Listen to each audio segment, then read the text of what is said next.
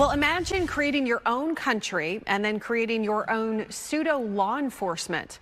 That's exactly what one man in Phoenix has done. Yeah, he says that he is law enforcement in a newly created country of Slowjamastan. And Fox 10's Marissa Sarback has this unique story, you could call it, that has been taking social media by storm. A radio DJ who has spent much of his life visiting every country in the world decided to create his own. He bought a plot of land in the California desert and named it Slowjamastan after his radio show. It has its own borders, government currency, and national anthem. Is starting your own nation technically illegal? Is this a rebellion against the United States? You know, it's a rebellion against horrible fashion. Cette vidéo a été publiée sur les réseaux sociaux de la République du Slowjamastan. Est-ce que vous savez où c'est le Slowjamastan? Non. Près du Kyrgyzstan?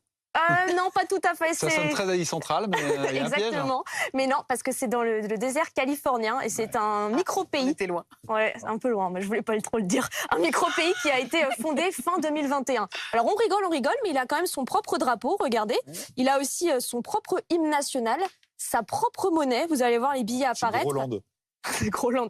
Avec le raton laveur, qui est l'un des emblèmes de la nation. A world traveler has taken matters into his own hands, creating his own country just to our east in Imperial County. A radio DJ has created his own Micronation, he calls it, in Imperial County. He is not just law enforcement, he is chief law enforcement of Slowjamastan. Started our own country. It's called Slowjamastan, the Republic of Slowjamastan. Meet Mark Corona, Chief Border Patrol agent of his own country, complete with a canine unit by his side. San Diego-based DJ who has spent his life visiting just about every country in the world. So when he ran out of new nations, he decided to create one of his own. Yeah, late night slow jams DJ for Magic 92.5 of the Republic of Slowjamastan. It was founded here in Southern California. He founded it.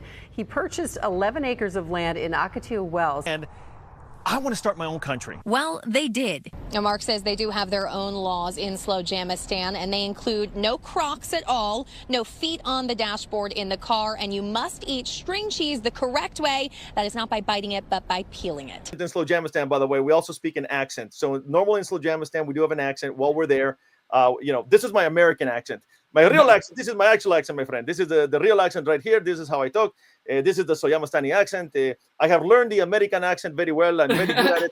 But yes, I tell people it is the string cheese. You have to learn how to eat the string cheese. Anyway, I'll keep talking in my American accent. Well, I don't know if it's tough, but there was a porn shoot that happened there. So I had to be, I had to let them know that, hey, you can't be doing this, out here. But unfortunately, I wasn't on the land, but I could see it on camera. That's why I say we have cameras. They really are real. We can see what you're doing. So all of that was captured on film.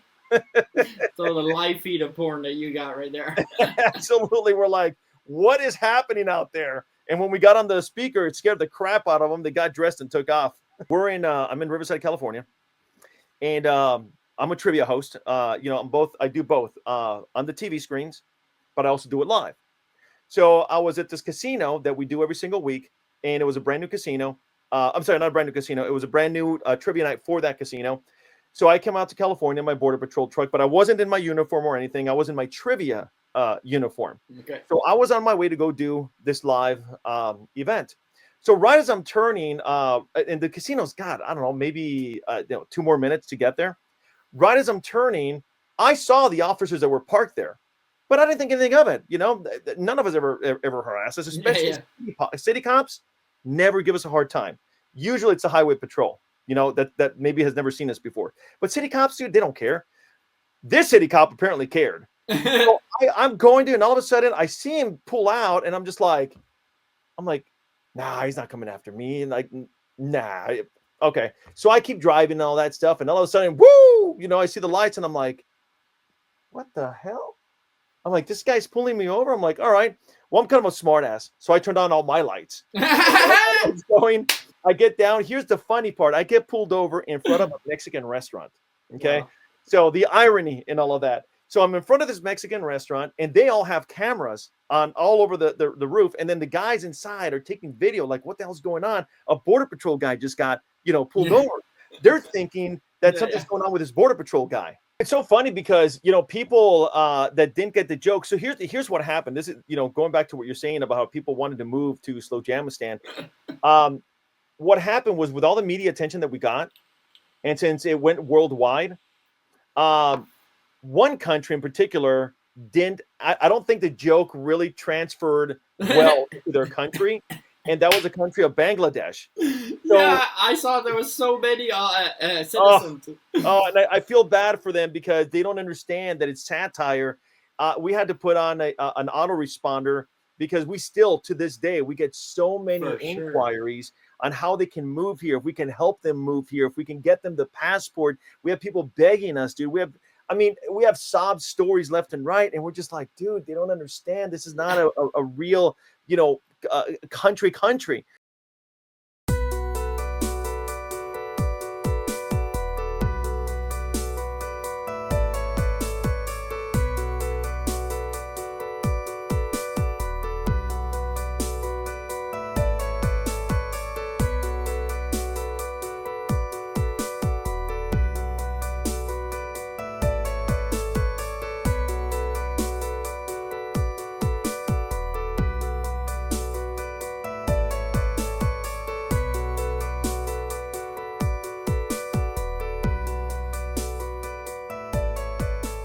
So welcome back on a Rumbling Facts podcast. You already know what we do here. Uncomfortable truth and critical thinking, and have deep conversations. No filter, with guests that bring us unique stuff on the table, so we learn across this journey that we are on the podcast. And by the way, go check out my music, DJ Red Sound, on all music platforms. We're at 200,000 listens, people. It's fucking incredible. Never thought we'd make it here. Today we have a guest whose story is one of the wildest and most unique that we ever had on the show. And you heard that right. Mark Corona is a former radio and TV host and now has a fucking country, people. You heard that right. He was before a trivia host, speaker, and an entrepreneur who co-founded the Micronation of Slowjamastan, a place with over 30,000 global citizens, some with the weirdest laws you guys could ever imagine. And beyond the humor, Mark is a master at retention time, and we're in a world that people fucking go like this, so he's useful to have on. And he has been helping companies keep customers and employees engaged.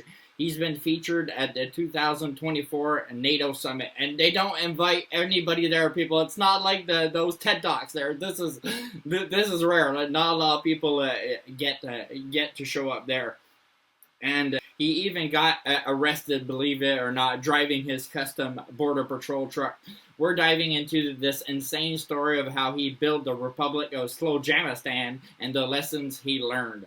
Welcome on the podcast, Mark Corona. How you doing? Thank you, my friend. Thank you very well. By the way, I love your sweater there, man. The Reese's hoodie. That's awesome, dude. I'm like, I gotta get myself one of those. Thank you for having me on the show. I appreciate it. Man, it's such an honor. After you accepted to come on, I went to go check this shit out, and I was like, oh my god, this is real? like he did something like this? So you went from sleeping on a couch to founding your own country in a way. Walk me through that journey. Like, what was that rock bottom like, and to now what you see building?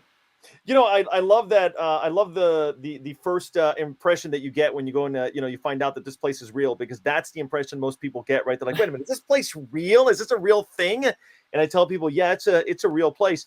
But going back to, when I was sleeping on my sister's couch way back when, this is years and years and years ago, I just had no goals, and I was trying to kind of figure out my life. I had just left a morning show radio station in Los Angeles about 2008, 2009.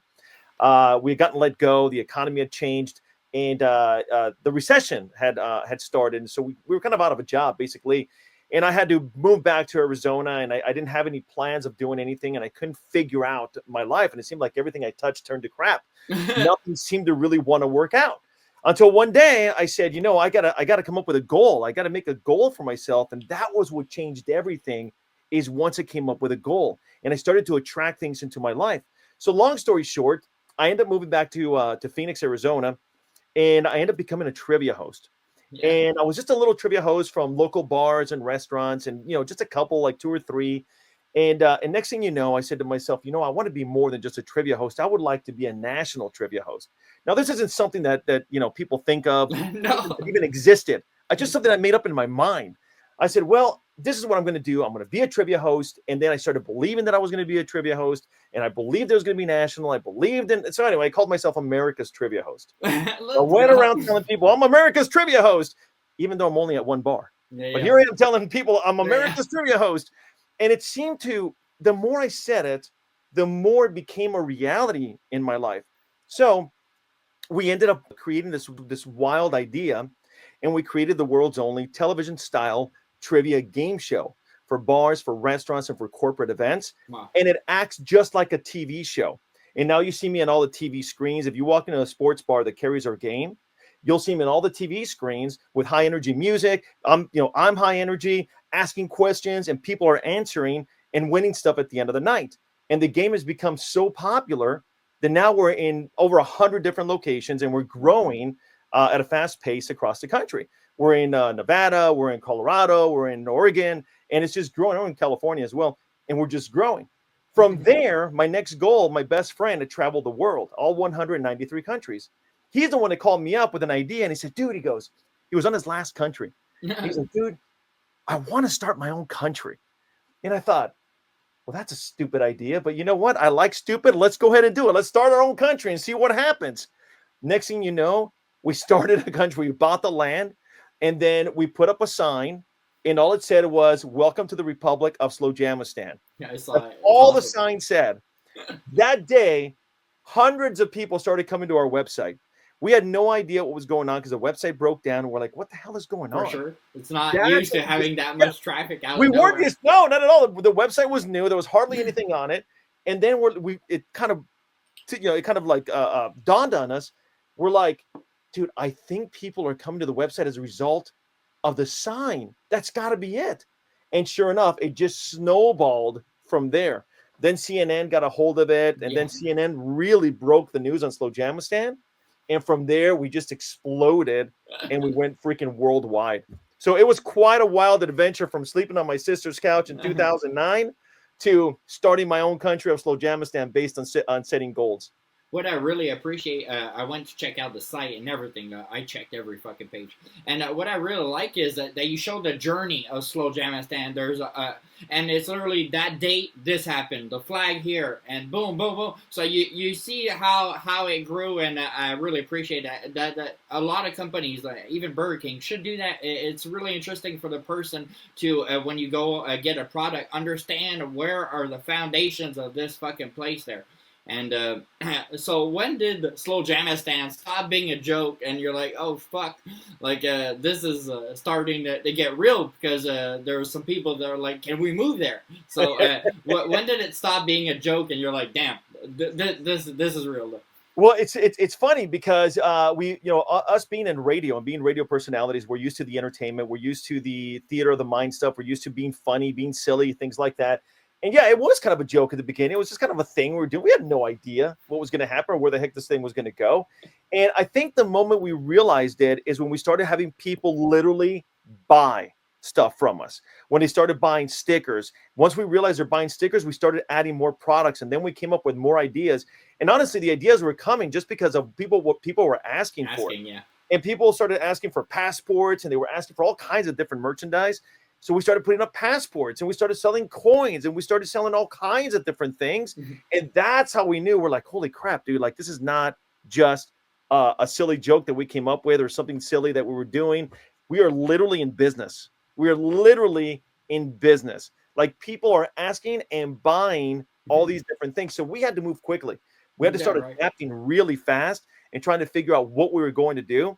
And I tell people the journey of Slowjamastan is like the journey of an entrepreneur who's starting their business for the very first time, right? The very first beginnings.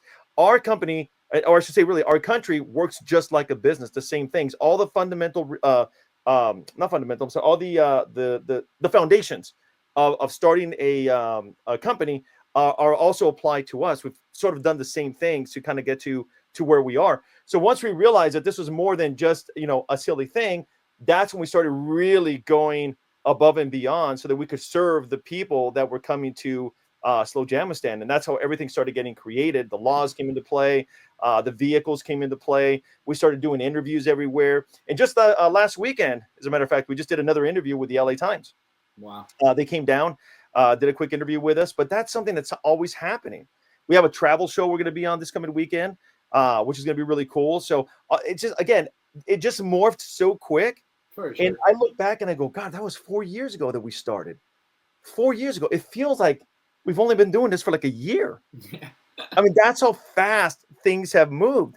So we've had to, like I said, we have to adapt, and we've had to progress with all these changes.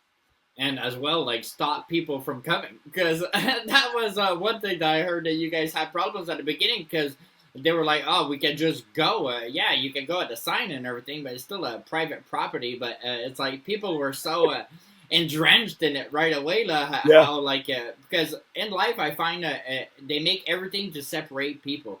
And what you did is to put everybody together. Like you're here to help. You're here to entertain everybody together as equals. And 100%. Feeling apart, that's what people want. So that's what you created with that Slowjamastan. Well, it's so funny because, people that didn't get the joke. So here's what happened. This is, going back to what you're saying about how people wanted to move to Slowjamastan. What happened was, with all the media attention that we got, and since it went worldwide, one country in particular I don't think the joke really transferred well to their country, and that was the country of Bangladesh. So, yeah, I saw there was so many citizens. And I feel bad for them because they don't understand that it's satire. We had to put on an autoresponder because we still, to this day, we get so many inquiries on how they can move here, if we can help them move here, if we can get them the passport. We have people begging us, dude. We have sob stories left and right, and we're just like, dude, they don't understand. This is not a real, country.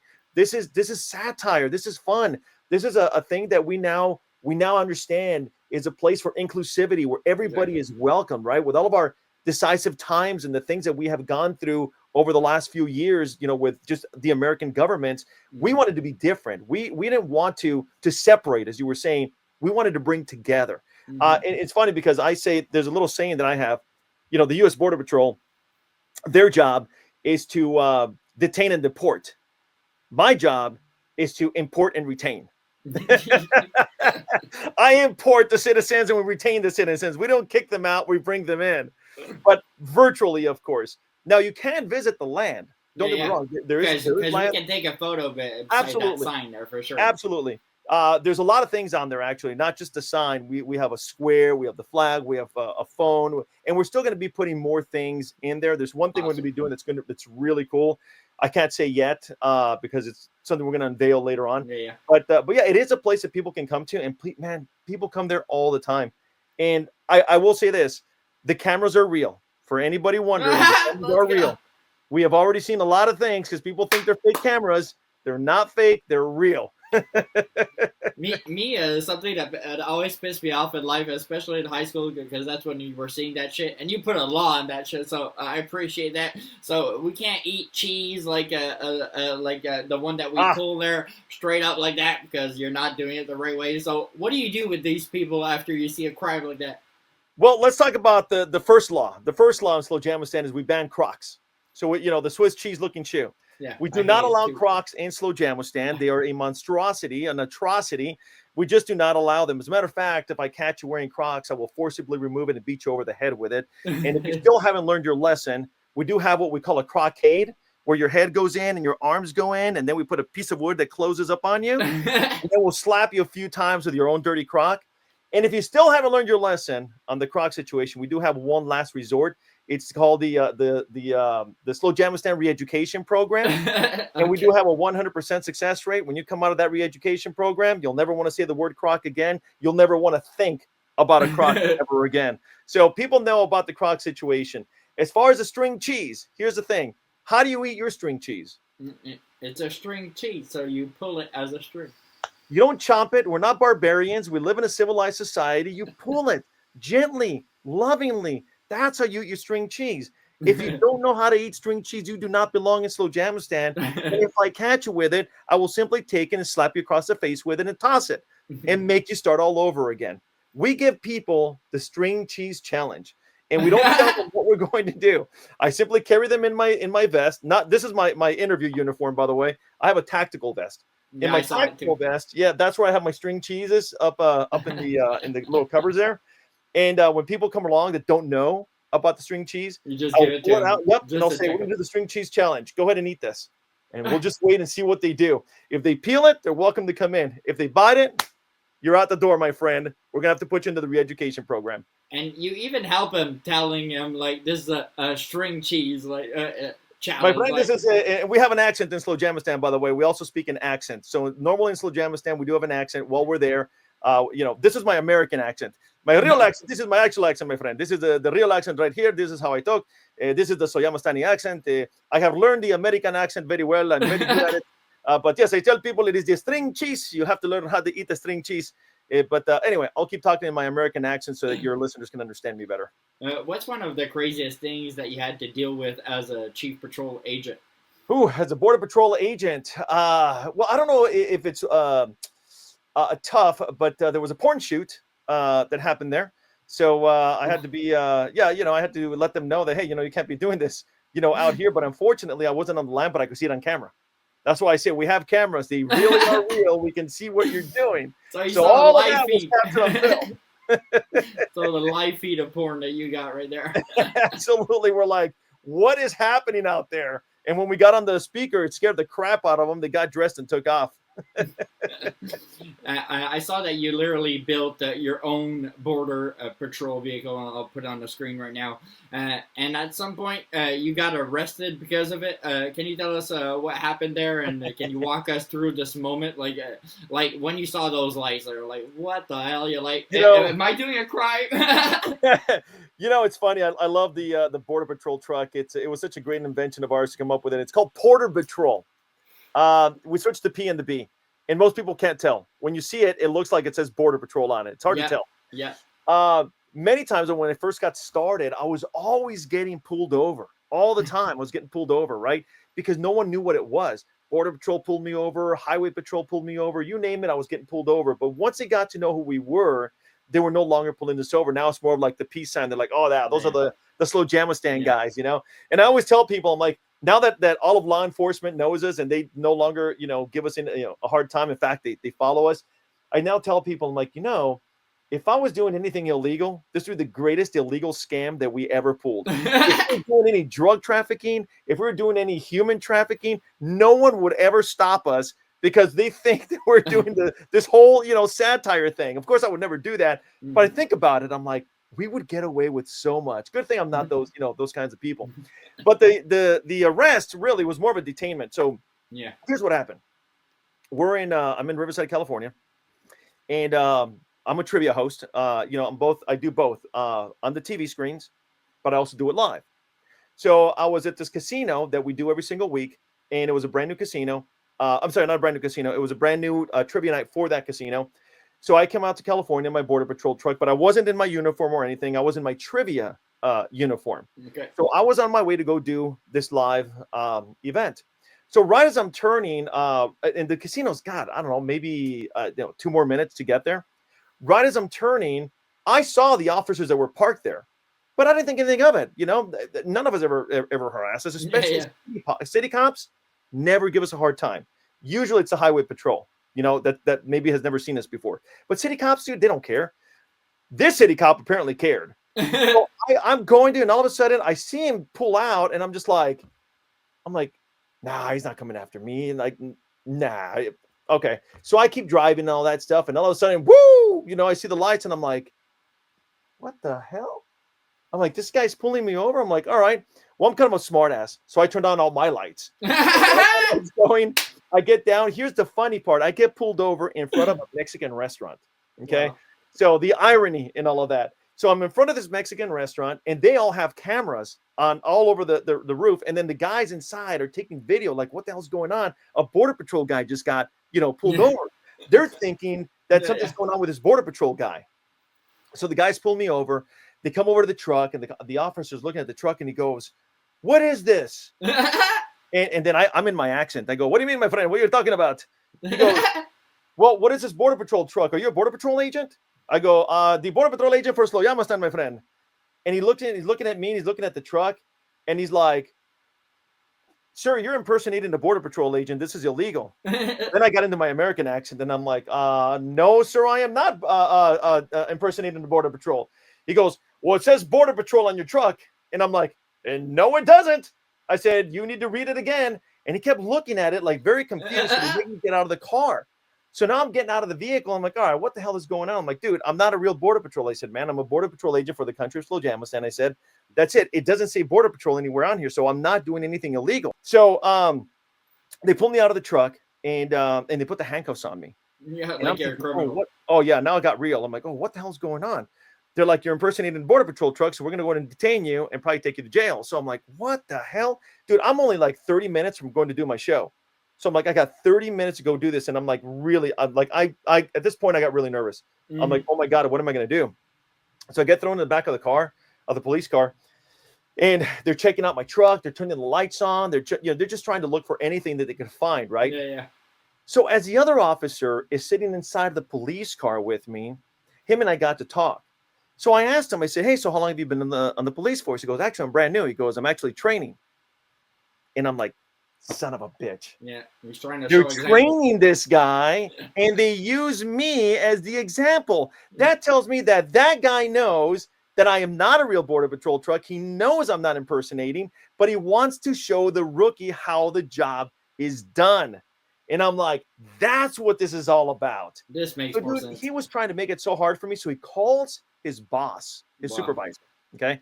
His supervisor shows up, and his supervisor says, right away, he saw my truck, and he's like, dude, I know who these guys are, man. They have a country out there by, I think it's called Slowjamastan, he said. He says, man, he goes, let him out of the car. So the officer had to come over and get me out of the car. He felt so stupid. He shook my hand, and he goes, hey, man, well, we're sorry about that. Thank you so much. And, all I'm going to ask is that you just let us know when you're in town. So, we don't have any of our other officers pulling you over. And I'm like, sure, man, no problem. But his supervisor was super cool. He goes, hey, man, he says, look, man, I'm really sorry about that. He says, listen, we get so many, things that happen, and we just, we have to take precautions and all that stuff. He goes, but listen, you're not going to have a problem when you come back over here. And that's how that whole thing went down. Wow. Yeah, so I was pretty lucky, but I'm not going to lie, man, I was scared. I am Mark Corona, the Chief Border Patrol Agent for the Republic of Slowjamastan. Yeah, right then and there, you start to wonder, like, is all what I'm doing for this little place, like, worth it? Because I'm in a cop car right now. Like, you're re-questioning everything. At that point, exactly how I felt. At that point, I'm like, oh, crap, man, maybe this is not a good idea. And then, once again, we proved he was just trying to train a rookie, and that's all that was about.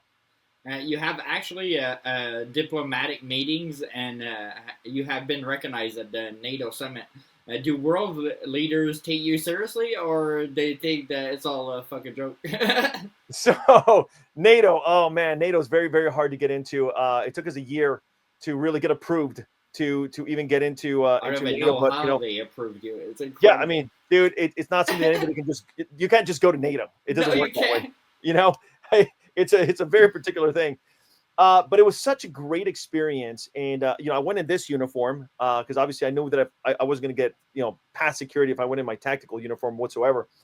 But the crazy part is this is what happened. We went into NATO, dude, and security didn't even question us. They literally let us go through. This is where you have presidents. Like, these guys are official. Yeah, exactly. I mean, dude, I have ambassadors, presidents, world leaders. I mean, like, and here's these two clowns walking in, as a sultan and a chief border patrol agent, right? And they let us right through. So, dude, everything was really, really good, and it went really well. And people were interviewing us from different countries. Now, here's what happened. So the next day, we're at one of the events, and I just complimented the organizer. All I said, I was like, "Hey, man, I just want to say great job. I'm looking at all these speakers that are up there. It's really intriguing." And I just give him, a compliment, and I give him my business card. Oh, and my business card is the chief border patrol agent, right, of Slowjamastan. So he looks at the card and he's like, "Slowjamastan? Wait a minute. Are you the guys that do the whole croc, like the banning of the crocs?" And I go, "Yeah, that's us." "Oh, man, you guys are hilarious, He's like, "I love this stuff." "Yeah, we know exactly who you are." So I'm sitting there going, "Oh, that's great, man." So we're bantering back and forth. And he goes, "Hey, listen," he says, "You know what? I've got 5 minutes if you want to go up on the stage and do a quick speech on, Slowjamastan. He says, the 5 minutes are yours. I said, oh, are you kidding me? Damn right, I'm going to go do it, man. So I didn't know what I was going to say, what I was going to talk about, because it literally came out of nowhere. So I said, let's do it. The Sultan gets his camera. I get up there, I get on the stage, and we start talking about Slowjamastan. I was only maybe there 2 or 3 minutes, just letting people know what it was about. But it was at the right moment, because there was so much seriousness going around, right? Because it's a serious event. Serious event, right? And they're listening to serious speeches. They're listening to investors. They're listening to world leaders, climate change, important things. And then and then I come on stage and I'm talking about string cheese, and I'm talking about banning Crocs, and we don't allow speeding in Slowjamastan unless you got tacos in the car. But it was the right moment because it was the laughter that people needed. And people were smiling and laughing. That when I got off the stage, they started coming up to us and started getting pictures with us. They asked us more about Slowjamastan. We got some interviews going. So it worked out really, really good, man. It was at the right place at the right time. Did you see the impact like a few days after online, after it was released? Oh yeah. We were in, I think it was Turkey that interviewed us, if I'm not mistaken. I think that was one of the interviews that we did, plus a bunch of others. So we started seeing all the interviews, going online. So we're like, dude, this is really cool. Again, all of that stuff was really unexpected. But everything we do is unexpected. We never know what's going to happen. When you come across, a guy in a green suit, as a Sultan, and then me in a tactical suit as a Border Patrol agent, and you see a truck and a fire truck and a police car, and you're like, what the hell is all this? You don't know what's going to be expected that day, right? No. It could be really fun or really, really weird. So far, it hasn't been dangerous. That's a good thing. If someone wants to become a citizen of Slowjamastan, I checked on the site, but can you explain to us the process of if somebody wants to join? So we have different ways you can join. So the first way is free. It's basically go to the website slowjamastan.org. You sign up, and it's a free sign up, and you can become a citizen. To come to the land, you will have to buy a passport, though, just like any other country. You got to have a passport to come into Slowjamastan. And then, other stuff that we have on there that you want to buy. Then we have other tiers where you can become an ambassador, and then there's fees for those things. So that's where you can be an ambassador. You can be a parliament member. You can represent your own, country, your own state. And a lot of people love that stuff because, look, when you become a part of parliament, and you're actually one of our legit members, you get to experience a lot of cool things that nobody else gets to experience. We have a private podcast, for example, that we do for just our paid members, and other events and things that we do for just paid members that free members never get to see or never even hear about it, right? Because they don't know. They're free members. They only get the most basic stuff. But when people sign up as paid members, there's a lot of cool benefits to it. And most, I got to be honest, most of the people that are signed up now, if you see them on the website, those are all paid members. All of our paid members have probably been with us from the very beginning. They love Slowjamastan. They love the unity and the fun and the positivity that we bring. That they want to be a part of that, right? And that's why they sign up, dude. At the end of the day, they're signing up to be a part of something good, something positive, something that if they could come out to the land and we let them know they can, they'll come out. All these little things that we do in the background for them. Dude, it's all good stuff, man. And that's why people sign up, and that's why they pay for it, But you can't sign up as a free member. People might look at Slowjamastan as just a fun experience, but it's actually an insane marketing story at the same time. What lessons have you learned about branding this country and community building?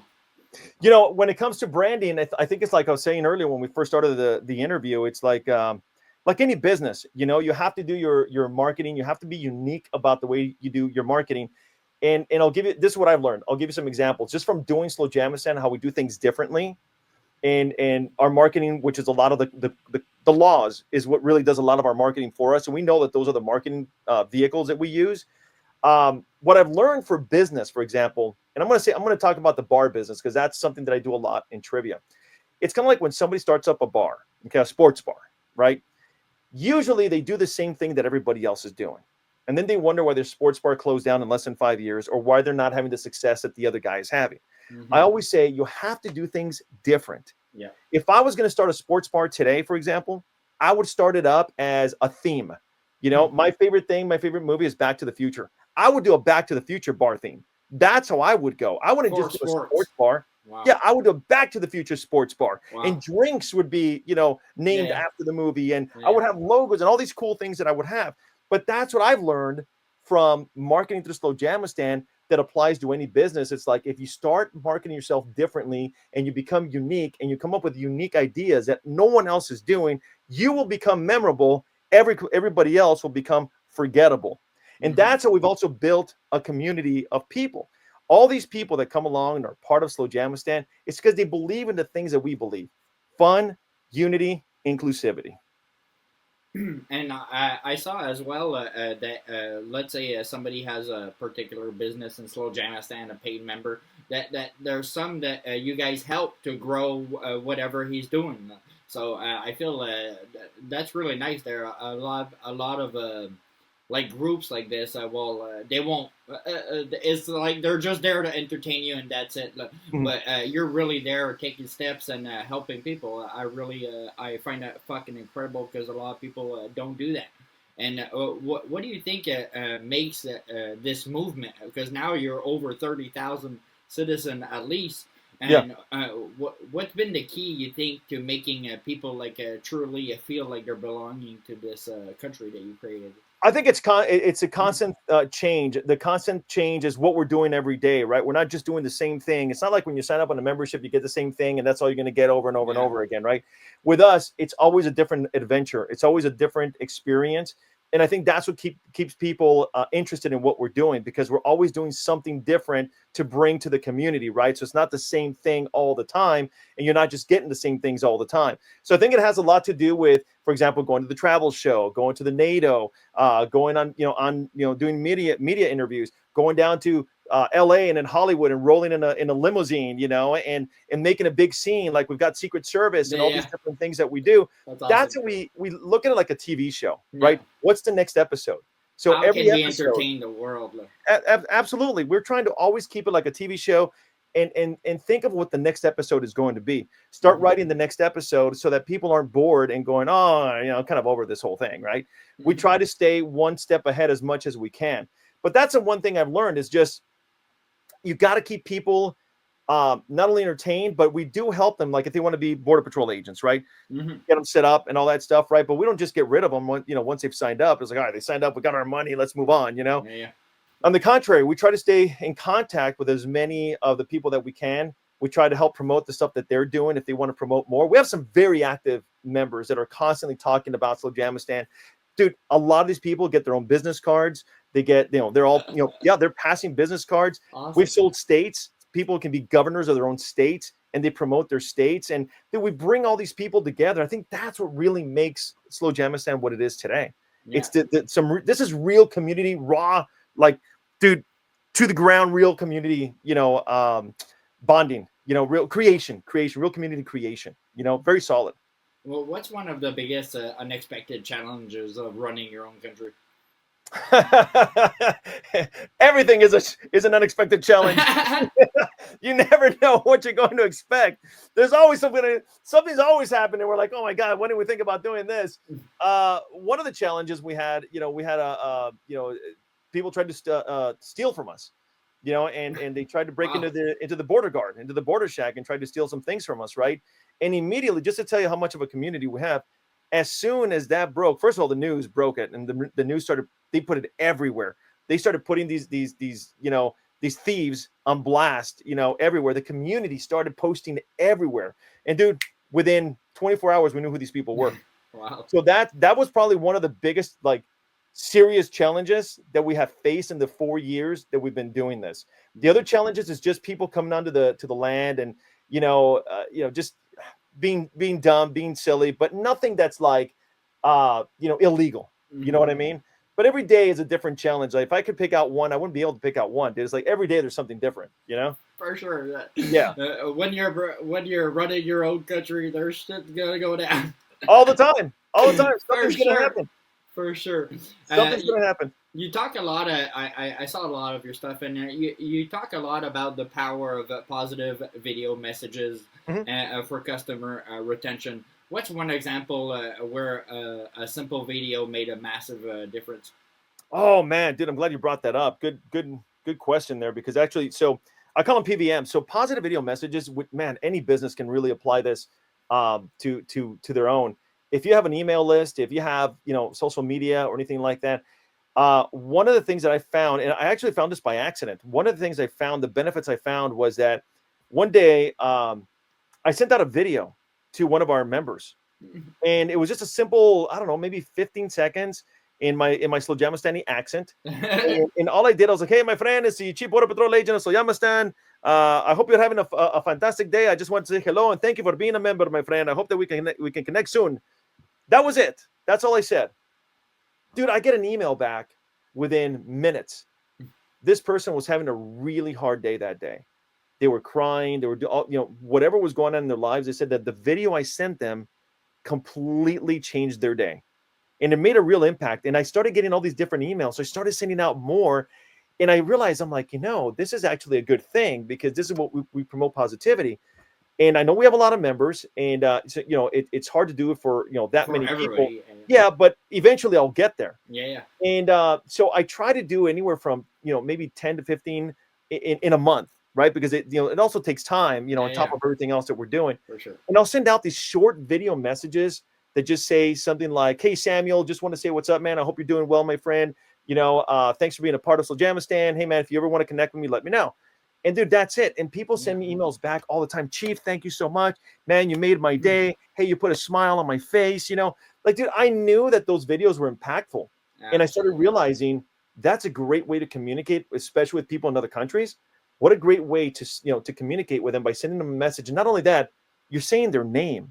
It's not some generic message. It's not I literally copy paste.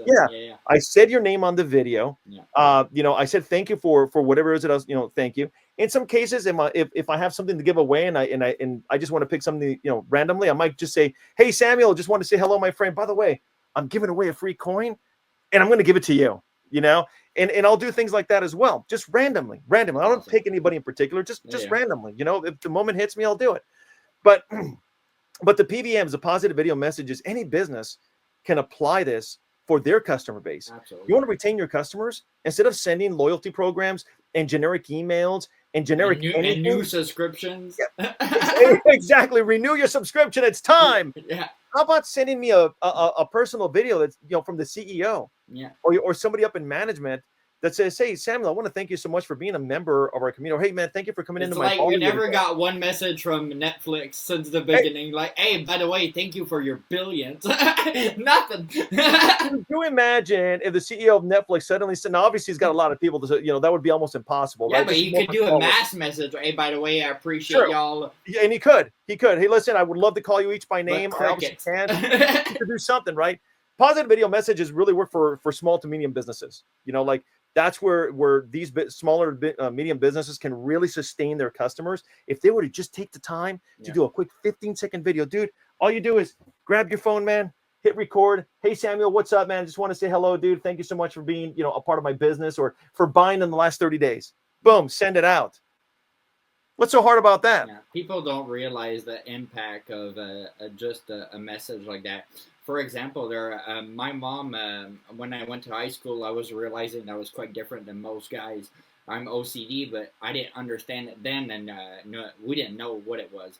And my mom was writing sometimes 2-3 times a week a message in my lunchbox that I didn't know. And when I would arrive at school, it said, "Hey, by the way, Sam, I love you, and even if you're different, I know you're going to achieve," and stuff like that. They're on a constant.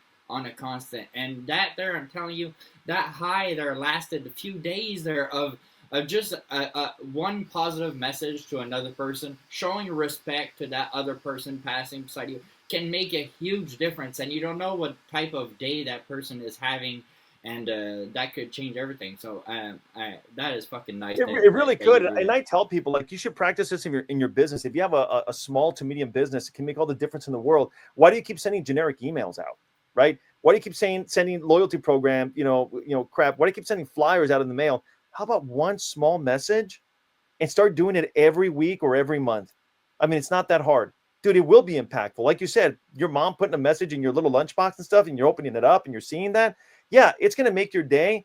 And it's stuff that, if you had forgotten, you wouldn't have mentioned it. Years exactly. later, you still think about that. Yeah, and just talking about it, like it retouched me. How much, like, rethinking of that, the impact of that. Because man, I was so confused. Why don't I get along with most people? Why, why am I thinking different than most? Like, man, and those little messages, man. Thank God I had them.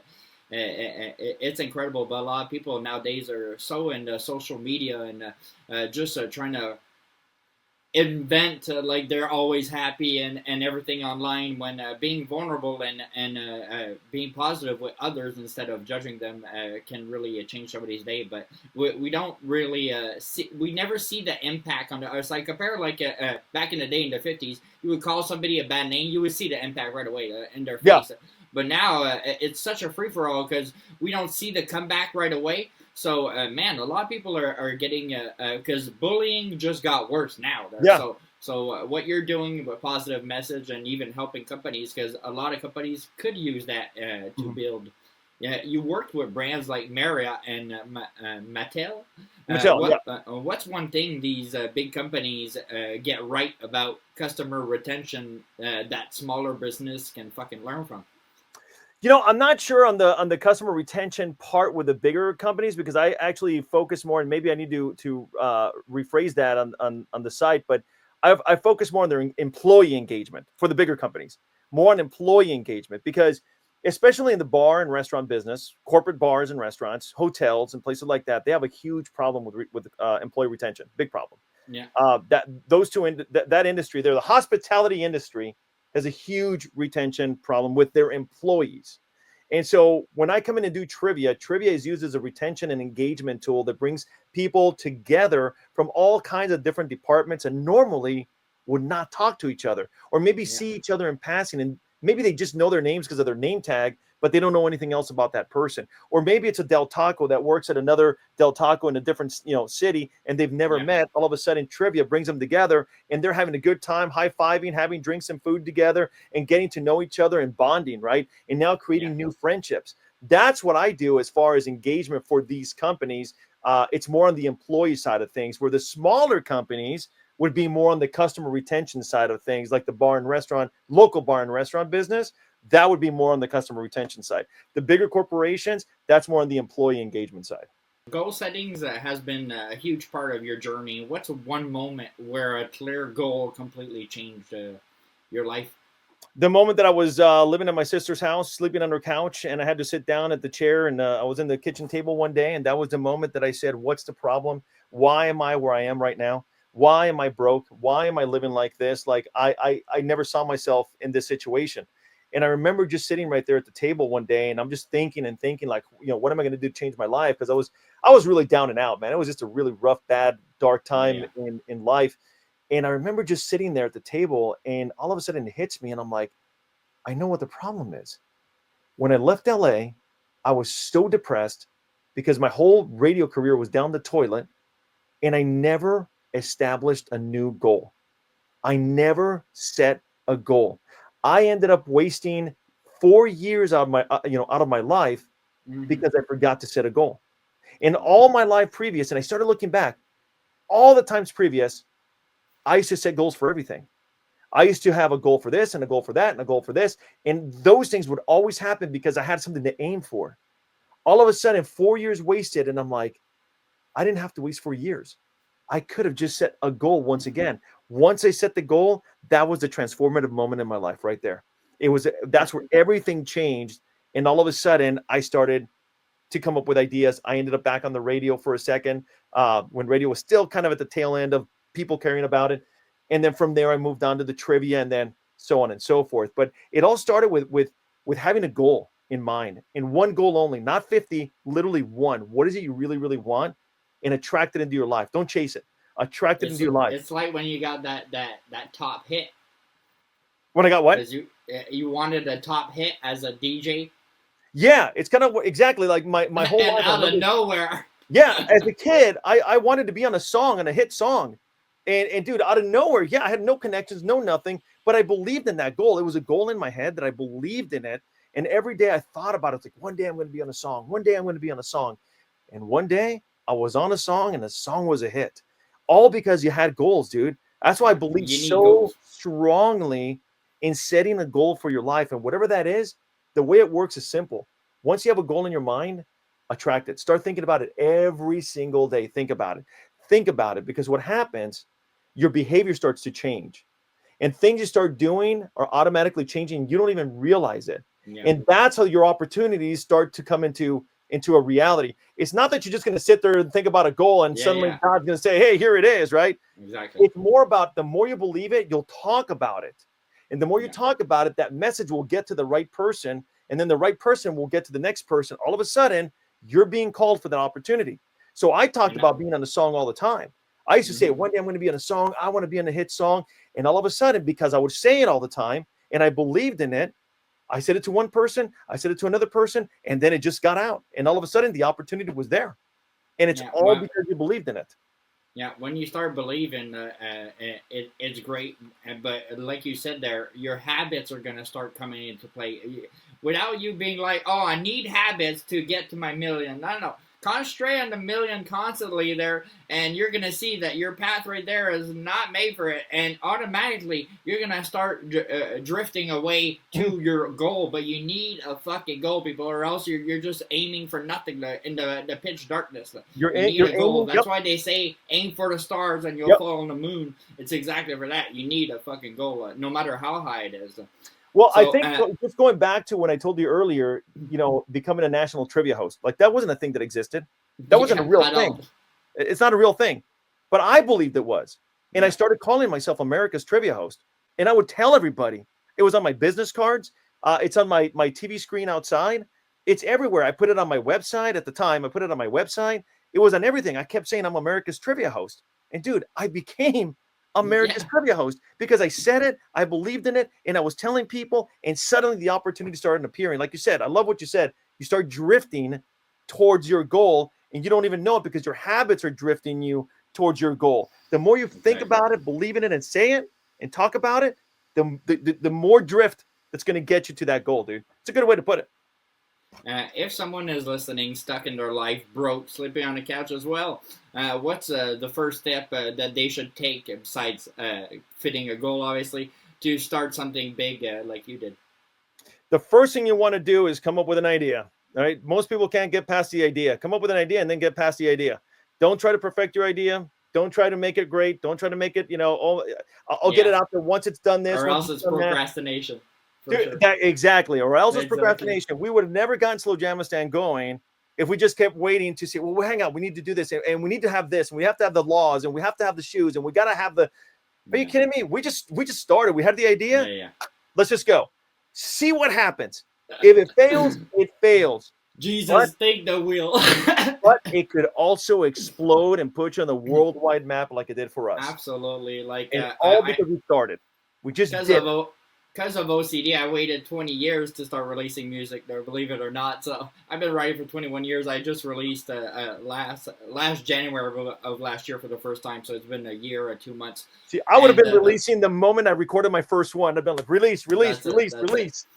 So after I released that first one there, I was like, oh, wow, I want to release another. And it's not because it went well. No. It's because it's out. And let's move on. Let's go to the other one. And that is a drug that, okay, we're going to do better on the next one and next one. Because I was waiting for it to be perfect, people. That's why I waited so long. And at a certain point, like, good friends of mine were like, bro, it's never going to be perfect. Release it and move on. And that was so hard for me. Like, man, for me, releasing something's not perfect. So I did it. And after that, it's just a drug. I just wanted to release another and another.